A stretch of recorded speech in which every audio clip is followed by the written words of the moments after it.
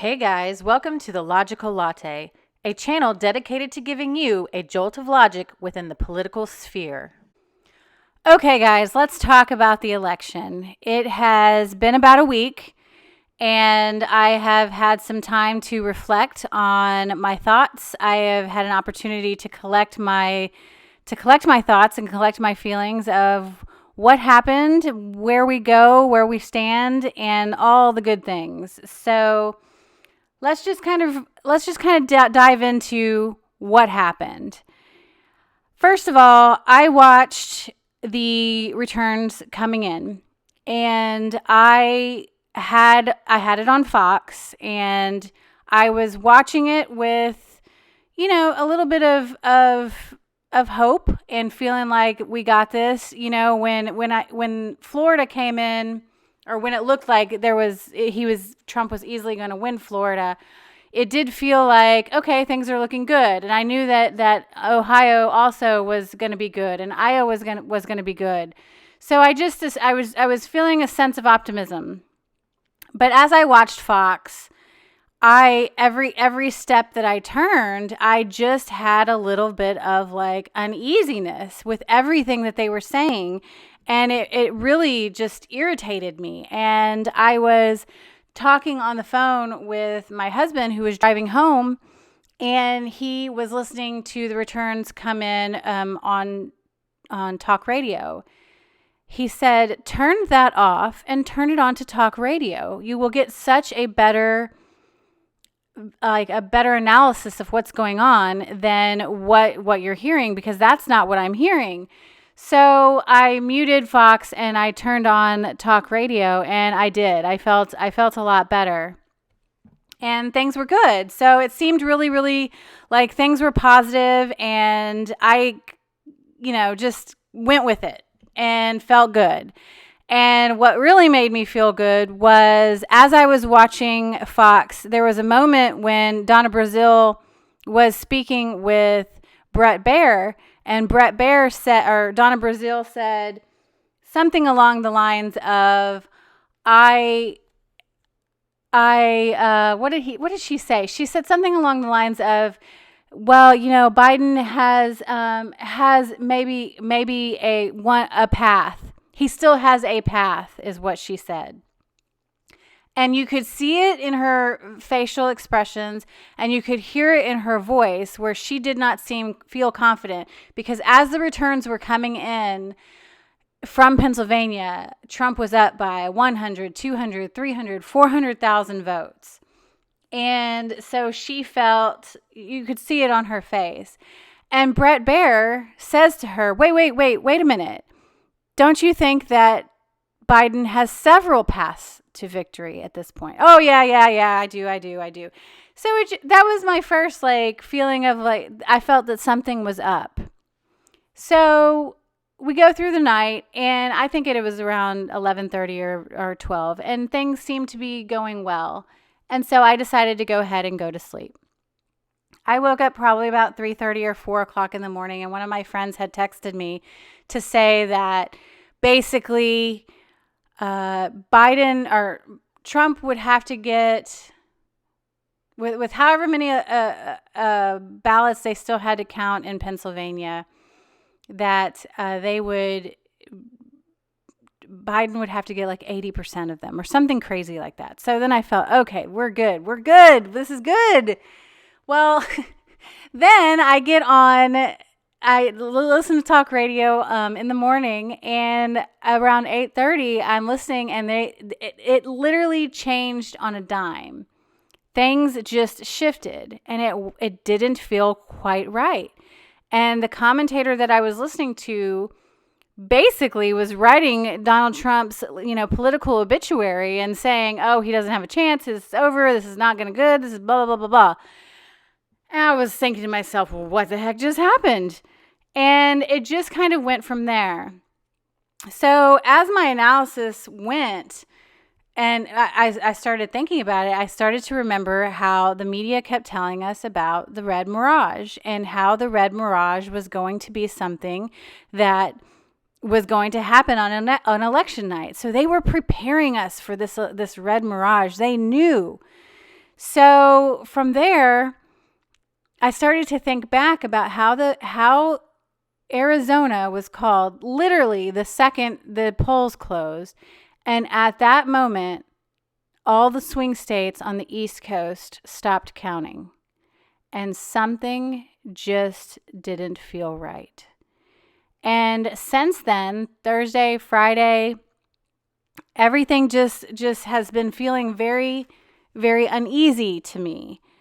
And on Saturday, when they called the Biden election, they called the presidency and projected him to be the president-elect. I have felt like the fix has been in. And the propaganda that has been fed to me has been relentless. And I'm awake. I know what's going on. I can see propaganda from a distance. However, I'm fascinated that my emotions can easily be swayed with it and to feel like things are really, really lost. So I do believe that Trump did win in a landslide. It will be difficult, I think, for the next few days, seeing how the court and the legal challenges happen. But, he could, I don't know. I just feel like Trump at this point is going to have to pull off a miracle. And I think he can do it.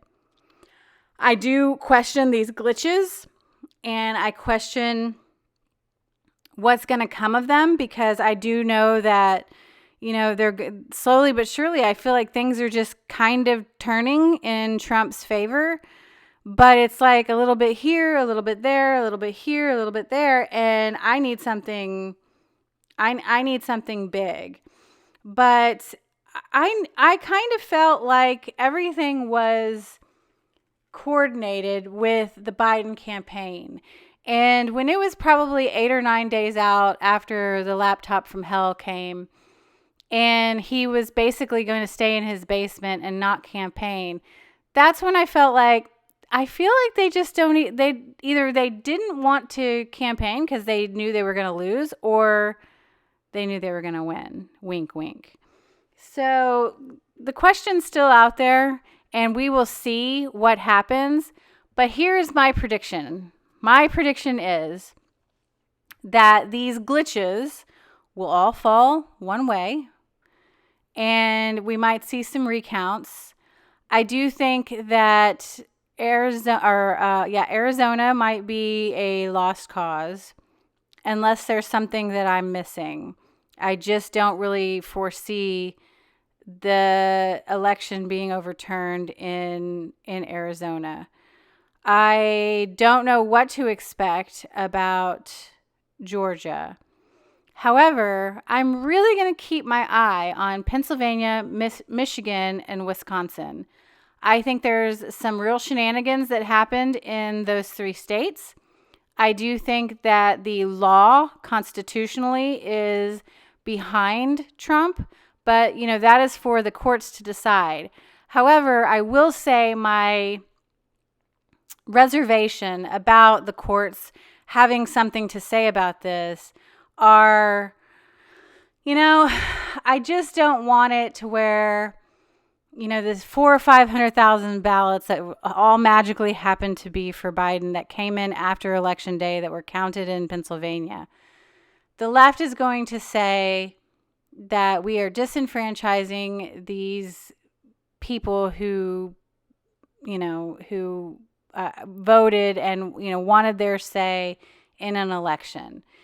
There's a lot of legal mumbo jumbo about whether it was constitutional for the governor to, extend it, this, that, and the other, all the things that the courts will figure out. I am no, legal scholar. However, I've just heard what the legal eagles are saying. But I do think that there is something to that. But it does worry me as to how the left will paint that.